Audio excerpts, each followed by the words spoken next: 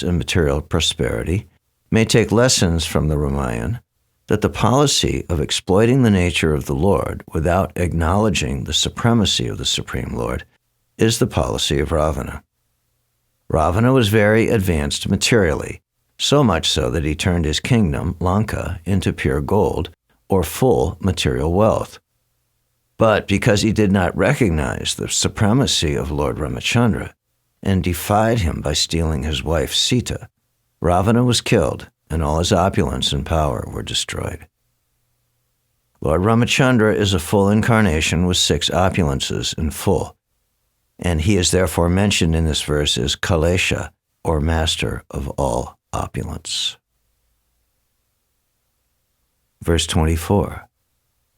The personality of Godhead, Ramachandra, being aggrieved for his distant intimate friend, Sita, glanced over the city of the enemy Ravana with red-hot eyes like those of Hara, who wanted to burn the kingdom of heaven.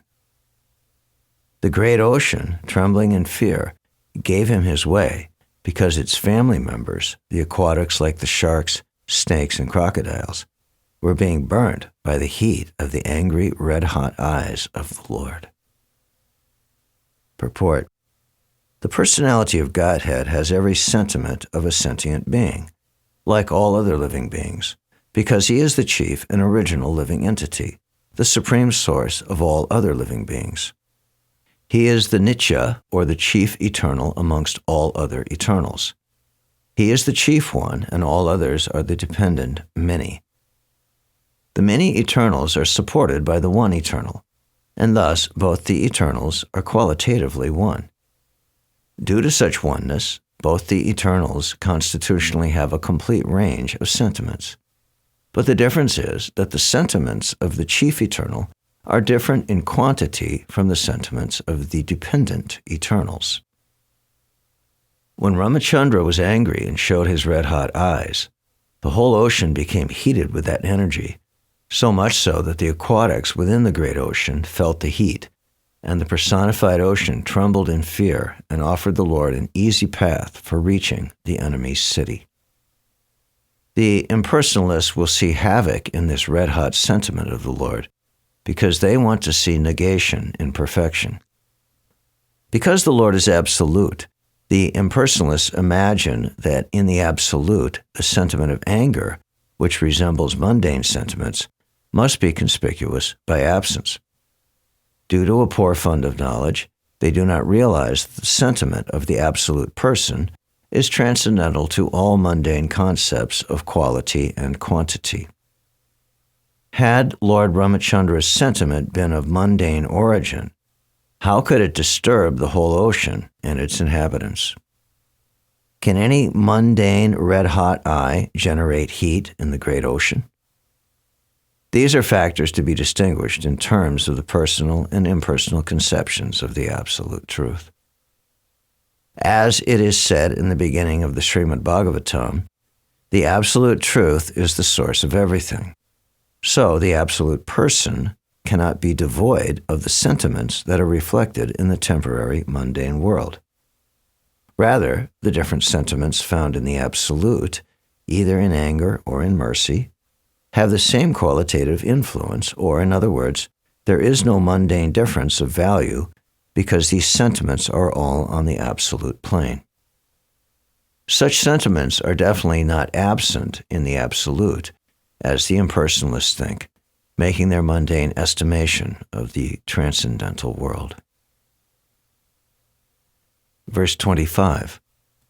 When Ravana was engaged in the battle, the trunk of the elephant which carried the king of heaven, Indra, broke in pieces, having collided with the chest of Ravana, and the scattered, broken parts illuminated all directions. Ravana, therefore, felt proud of his prowess and began to loiter in the midst of the fighting soldiers, thinking himself the conqueror of all directions. But his laughter, overtaken by joy, along with his very air of life, suddenly ceased with the tingling sound of the bow of Ramachandra, the personality of Godhead. Purport. However powerful a living being may be, when he is condemned by God, no one can save him, And similarly, however weak one may be, if he is protected by the Lord, no one can annihilate him. Verse 26. When the world is overburdened by the fighting strength of kings who have no faith in God, the Lord, just to diminish the distress of the world, descends with his plenary portion. The Lord comes in his original form with beautiful black hair, and just to expand his transcendental glories, he acts extraordinarily. No one can properly estimate how great he is. Purport. This verse is especially describing the appearance of Lord Krishna and his immediate expansion, Lord Baladev. Both Lord Krishna and Lord Baladev are one Supreme Personality of Godhead. The Lord is omnipotent, and he expands himself in innumerable forms and energies, and the whole unit is known as the one Supreme Brahman. Such extensions of the Lord are divided into two divisions, namely personal and differential. The personal expansions are called the Vishnu Tattvas, and the differential expansions are called the Jiva Tattvas. And in such expansional activity, Lord Baladev is the first personal expansion of Krishna, the Supreme Personality of Godhead. In the Vishnu Purana, as well as in the Mahabharata, both Krishna and Baladev are mentioned as having beautiful black hair, even in their advanced age. The Lord is called Anupalaksha Marg, or, in still more technical Vedic terms, Avan Manasa Gochara, one who is never to be seen or realized by the limited sense perception of the people in general. In the Bhagavad Gita, it is said by the Lord, Naham Prakasha Sarvasya Yogamaya Samavrita. In other words, he reserves the right of not being exposed to anyone and everyone. Only the bona fide devotees can know him by his specific symptoms, and out of many, many such symptoms, one symptom is mentioned here in this verse, that the Lord is Sita Krishna Kesha, or one who is observed always with beautiful black hair.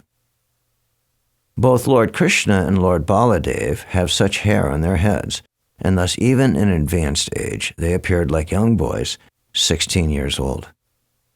That is the particular symptom of the personality of Godhead. In the Brahma Samhita it is stated that although he is the oldest personality among all living beings, he always looks like a new, youthful boy. That is the characteristic of a spiritual body. The material body is symptomized by birth, death, old age, and diseases. But the spiritual body is conspicuous by the absence of those symptoms. Living entities who reside in the Vaikuntha Lokas in eternal life and bliss have the same type of spiritual body, without being affected by any signs of old age. It is described in the Bhagavatam, Canto 6, that the party of Vishnu Dutas, who came to deliver a Jamil from the clutches of the party of Yamaraj, appeared like youthful boys, corroborating the description in this verse. It is ascertained, thus, that the spiritual bodies in the Vaikuntha Lokas, either of the Lord or of the other inhabitants, are completely distinct from the material bodies of this world.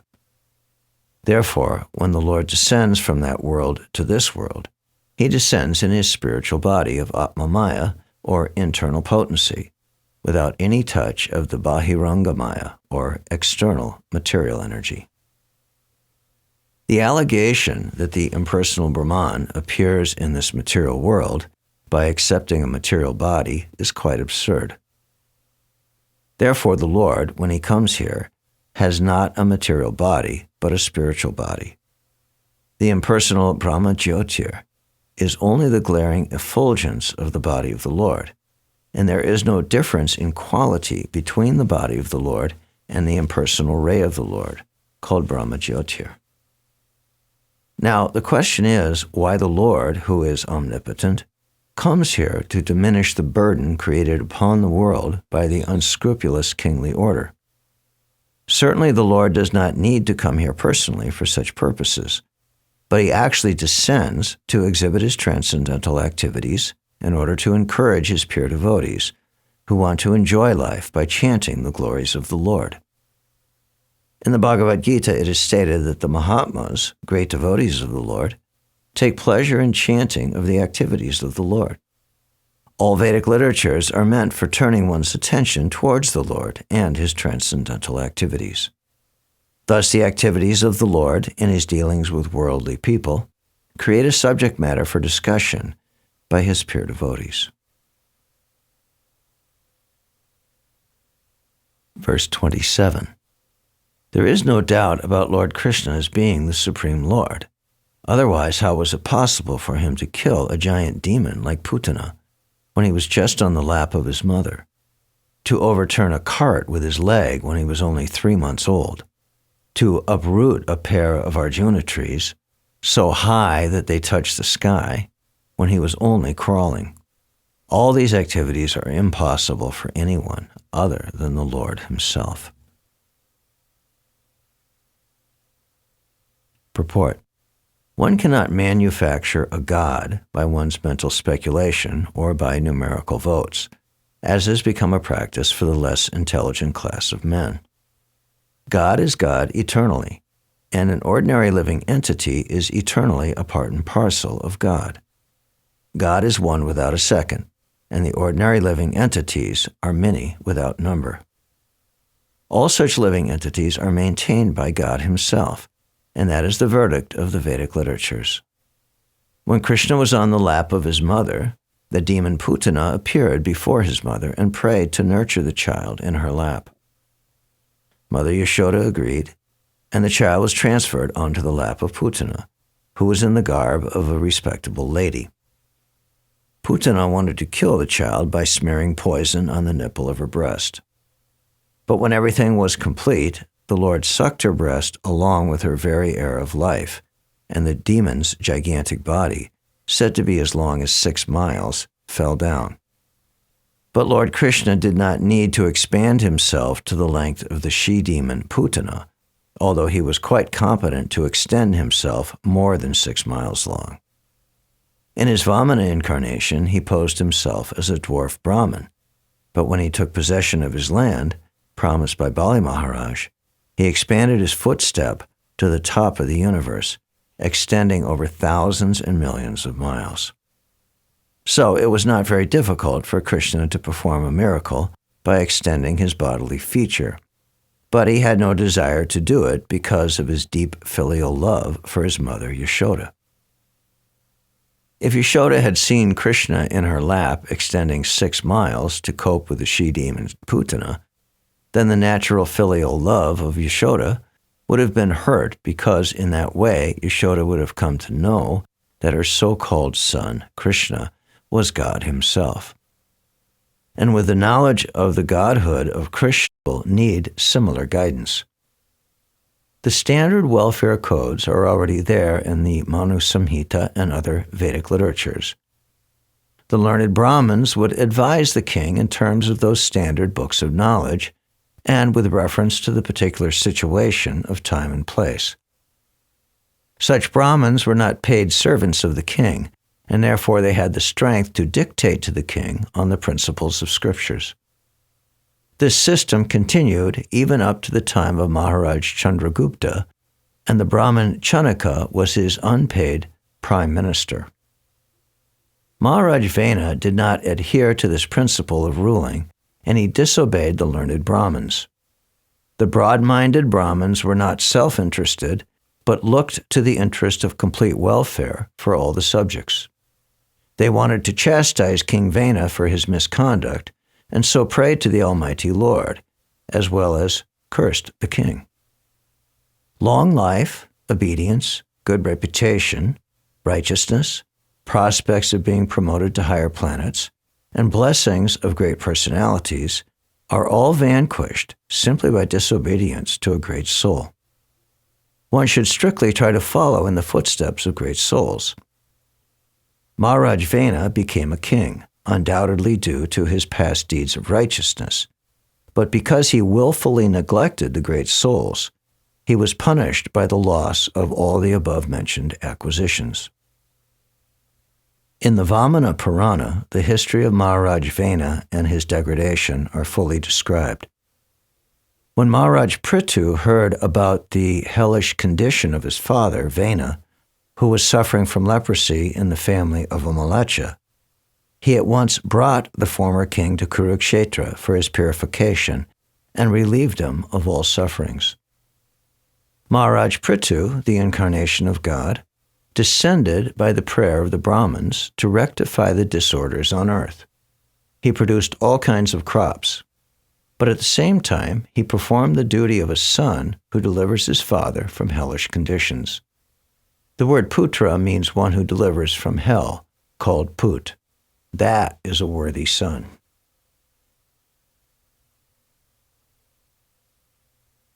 Verse 10. The Lord appeared as the son of Sudevi, the wife of King Nabi, and was known as Rishabdev. He performed materialistic yoga to equibalance the mind. This stage is also accepted as the highest perfectional situation of liberation, wherein one is situated in one's self and is completely satisfied. Purport. Out of the many types of mystic performances for self-realization, the process of Jata Yoga is also one accepted by authorities. This Jata Yoga involves practicing becoming like a dumb stone and not being affected by material reactions. Just as a stone is indifferent to all kinds of attacks and reattacks of external situations, similarly, one practices Jata Yoga by tolerating voluntary infliction of pain upon the material body. Such yogis, out of many self-infliction methods, practice plucking out the hairs on their heads without shaving and without any instrumental help. But the real purpose of such Jata Yoga practice is to get free from all material affection and to be completely situated in the self. At the last stage of his life, Emperor Rishabdev wandered like a dumb madman, unaffected by all kinds of bodily mistreatment. Seeing him like a madman, wandering naked with long hair and a long beard, less intelligent children and men in the street used to spit on him and urinate on his body. He used to lie in his own stool and never move. But the stool of his body was fragrant, like the smell of fragrant flowers, and a saintly person would recognize him as a Paramahansa, one in the highest state of human perfection. One who is not able to make his stool fragrant should not, however, imitate Emperor Rishabdev. The practice of Jata Yoga was possible for Rishabdev and others on the same level of perfection, but such an uncommon practice is impossible for any ordinary man. The real purpose of Jata Yoga, as mentioned here in this verse, is prashanta karana, or subduing the senses. The whole process of yoga, under whatever heading it may be, is to control the unbridled material senses and thus prepare oneself for self-realization. In this age, specifically, this Jata Yoga cannot be of any practical value. But on the other hand, the practice of Bhakti Yoga is feasible because it is just suitable for this age. The simple method of hearing from the right source, Srimad Bhagavatam, will lead one to the highest perfectional stage of yoga. Rishabdev was the son of King Nabi and the grandson of King Agnidra, and he was the father of King Bharat, after whose name this planet Earth was called Bharatvarsha. Rishabdev's mother was also known as Mero Devi, although her name is mentioned here as Sudevi. It is sometimes proposed that Sudevi was another wife of King Nabi, but since King Rishabdev is mentioned elsewhere as the son of Mero Devi, it is clear that Mero Devi and Sudevi are the same person under different names. Verse 11. The Lord appeared as the Hayagriva incarnation in a sacrifice performed by me, Brahma. He is the personified sacrifices, and the hue of his body is golden. He is the personified Vedas as well, and the supersoul of all demigods. When he breathed, all the sweet sounds of the Vedic hymns came out of his nostrils. Purport. The Vedic hymns are generally meant for sacrifices performed by fruits